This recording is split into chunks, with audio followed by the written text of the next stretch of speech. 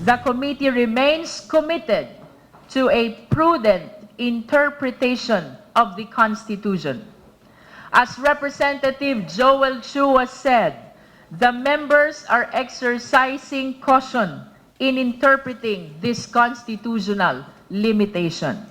Nagpatuloy ngayong Martes ang pagdinig ng House Committee on Justice upang tukuyin kung sufficient in substance ang ikatlo at ikaapat na impeachment complaints laban kay Vice President Sara Duterte. Ayon kay Committee Chair at Batangas Representative Jerby Luistro, hindi pagtukoy ng kasalanan ang layunin ng komite sa yugtong ito, kundi alamin kung ang mga alegasyon ay pumapasa sa itinakdang pamantayan ng konstitusyon upang umusad ang proseso. Payag pa ni Luistro na nakabase sa saligang batas ang proseso, kung kaya't katotohanan ang kanilang nais na lumantad kasabay ng panawagang maging maingat, may integridad at matapat ang mga mambabata sa pagsusuri ng mga reklamo. But today, we leave the world of premonitions behind.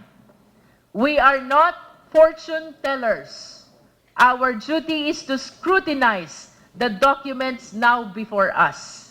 Our focus is to determine whether the third and fourth impeachment complaints are sufficient in substance. Nakatuon ang ikatlong reklamo sa umano'y maling paggamit ng humigit kumulang 612 million pesos na confidential funds at iba pang isyung may kaugnayan sa pamumuno ni Vice President Sara Duterte sa Department of Education. Habang tinalakay naman sa ikaapat ang mga alegasyon hinggil sa umano'y kakulangan o di umano'y hindi pagtutugma sa kanyang Statements of Assets, Liabilities, and Net Worth o SALN.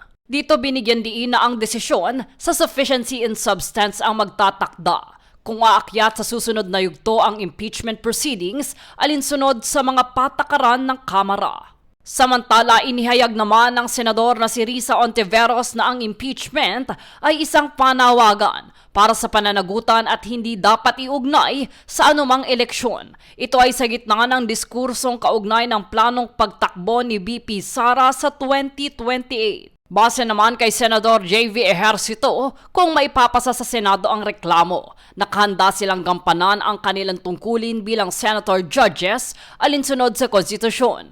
Habang iginiit naman ni Ejercito ang pangangailangang mapabilis ang proseso upang makatutok ang pamahalaan sa iba pang mahalagang usapin tulad ng ekonomiya at trabaho. Jade Buhoy, nag-uulat para sa Golden Nation Network.